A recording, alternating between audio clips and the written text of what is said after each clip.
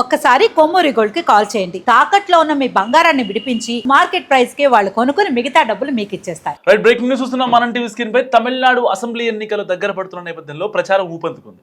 అధికారాన్ని నిలబెట్టుకోవడానికి డిఎంకే, అధికారంలోకి రావడానికి ఎన్డీఏ కూటమి తీవ్రంగా ప్రయత్నం చేస్తున్నాయి. సో ఇలాంటి నేపథ్యంలో ఎన్డీఏ కూటమి వ్యూహాత్మక ఎత్తుగడతో రంగంలోకి దిగింది. ఎన్నికల ప్రచారంలో ఏపీ నాయకులను దించుతోంది. ఇందులో భాగంగా ఏపీ డిప్యూటీ సీఎం, జనసేన అధినేత పవన్ కళ్యాణ్ ప్రచారంలోకి రావడం ఈ ఎన్నికలకు కొత్త మలుపు తీసుకొస్తుందని విశ్లేషకులు భావిస్తున్నారు.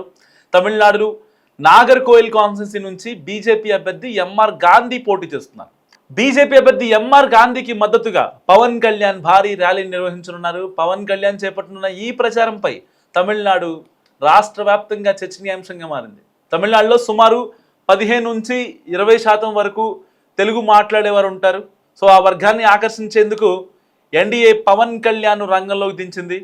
ఇందులో కనీసం 12 నుంచి 13% ఓట్లు ఎన్డీఏ కూటమి సంపాదించగలిగితే గెలుపు ఖాయమని ఇప్పటికే నిపుణులు అంచనా వేస్తున్నారు.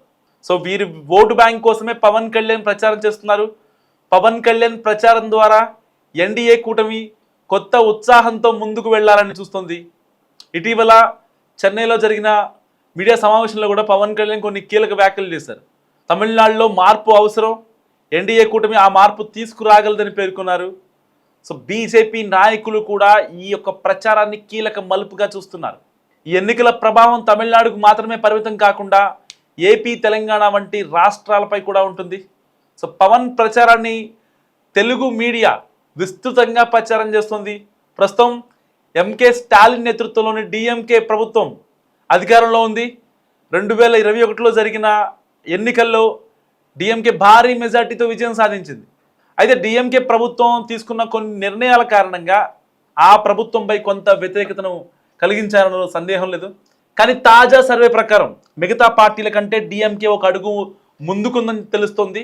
ఇక డిఎంకేను గద్దెదించేందుకు ప్రయత్నిస్తున్న ఎన్డీఏ కూటమి బలమైన పోటీకి సిద్ధమవుతుంది. మొత్తం 234 స్థానాలకు గాను అన్నాడీఎంకే 178 చోట్ల పోటీ చేస్తుండగా పొత్తులో భాగంగా బీజేపీ 27 స్థానాల్లో, పిఎంకే 25 స్థానాల్లో, ఏపీఎంకే 11 స్థానాల్లో పోటీ చేస్తుంది. సో ఇక తమిళనాడులో మూడో శక్తిగా ఎదగాలని చూస్తున్న విజయ్ పార్టీ టీవీకే 230 స్థానాల్లో పోటీ చేస్తుంది.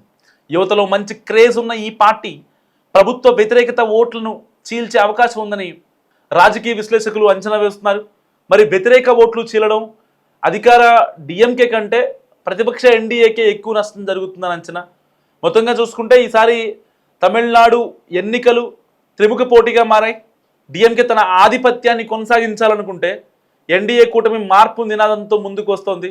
మరోవైపు టీవీకే యువత మద్దతుతో కొత్త రాజకీయ సమీకరణాలను క్రియేట్ చేసేందుకు ప్రయత్నిస్తోంది. మరి ఇలాంటి ఈ సమీకరణాల్లో పవన్ కళ్యాణ్ ఎంట్రీ ఎంత ప్రభావం చూపుతుందో ఫలితాల రోజునే స్పష్టమవుతుంది.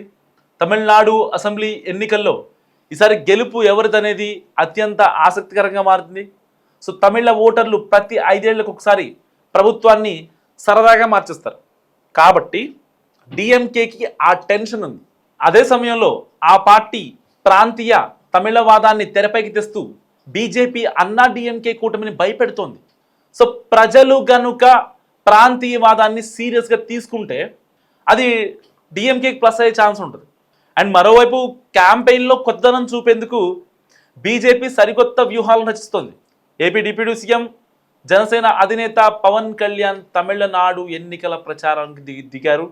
అండ్ నాగర్కోయిల్ కాన్స్టిట్యున్సీలో బీజేపీ అభ్యర్థి ఎంఆర్ గాంధీకి మద్దతుగా భారీ ర్యాలీ ప్రచారం చేయబోతున్నారు. అండ్ ఏప్రిల్ 23న జరగనున్న తమిళనాడు అసెంబ్లీ ఎన్నికలకు ముందు ఈ ప్రచారం రాజకీయ భూకంపం క్రియేట్ చేస్తుందా? ఎందుకంటే పవన్ కళ్యాణ్ రానుండడంతో తమిళనాడు రాజకీయాలు హాట్ టాపిక్గా మారాయి. ఏపీలో ఎన్డీఏ కూటమి భాగస్వామి అయిన జనసేన పార్టీకి అధినేతగా ఆయన ఏఐడిఎంకే బీజేపీ నేతృత్వంలోని ఎన్డీఏ కూటమికి పూర్తిగా మద్దతు ప్రకటించారు. తమిళనాడులో 15 నుంచి 20% తెలుగు మాట్లాడే ఓటర్లను ఆకర్షించేందుకు పవన్ ఫ్యాన్ ఫాలోయింగ్ ఎన్డీఏకి వ్యూహాత్మకంగా వాడుకుంటుంది. సో ఇది డిఎంకే ప్రభుత్వానికి పెద్ద తలనొప్పిగా మారొచ్చని అంచనా వేస్తున్నారు నిపుణులు.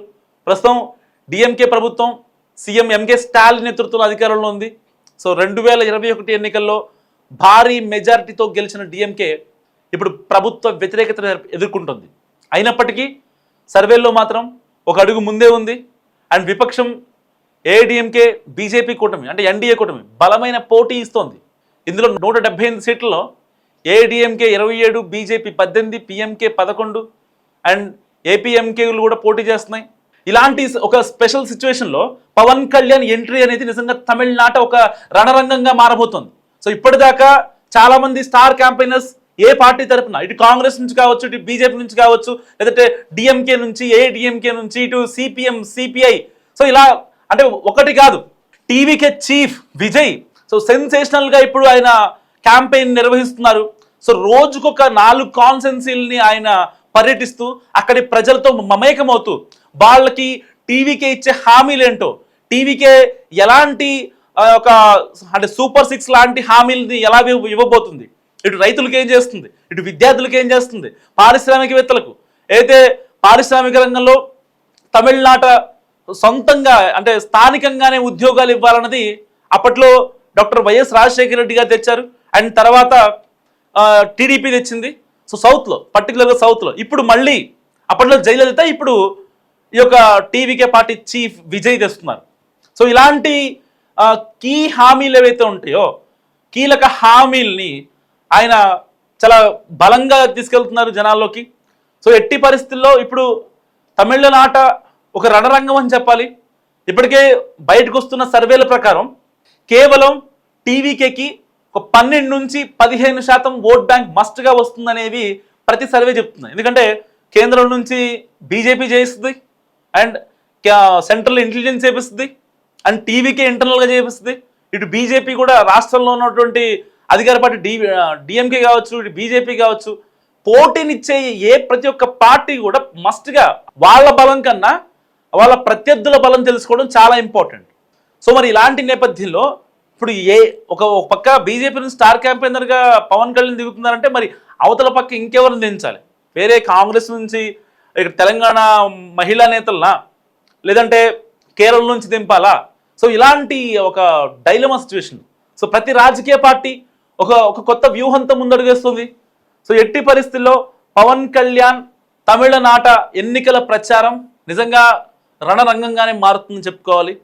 సో ఇటు ఇప్పటికే ఏపీలో కూటమి ప్రభుత్వం రావడానికి జనసేన అధినేత పవన్ కళ్యాణ్ ఎంత ప్రయత్నించారో, ఎంత పోరాడారో, ఎంత పాకులాడారో, జగన్ ప్రభుత్వం చేస్తున్న అరాచకాలని ఎలాగైతే ప్రజల్లోకి తీసుకెళ్లారో, సో ఇలాంటి వాటన్నిటినీ ప్రజలు గుర్తుంచుకున్నారు.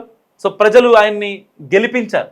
సో సేమ్ స్ట్రాటజీని ఇప్పుడు టీవీకే చీఫ్ విజయ్ కూడా సేమ్ జనసేన అధినేత పవన్ కళ్యాణ్ స్ట్రాటజీనే ఆయన వర్కౌట్ చేస్తున్నారు.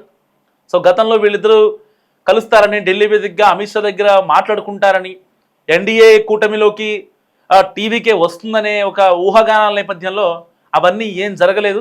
సో రీసెంట్గా తమిళనాడులో పవన్ కళ్యాణ్ ఇంటర్వ్యూ ఇచ్చినప్పుడు కూడా సో ఎట్టి పరిస్థితుల్లో తమిళనాట కొన్ని ప్రత్యేక పరిస్థితులు ఉన్నాయి, ఇక్కడ అధికారం మారాల్సిన అవసరం ఎంతైనా ఉంది, దాన్ని ప్రజలకు దగ్గరగా ప్రజల ఆకాంక్షలకు అనుగుణంగా ఎన్డీఏ కూటమి వర్క్ చేసే అవకాశం ఉందంటూ ఆయన కీలక వ్యాఖ్యలు చేశారు.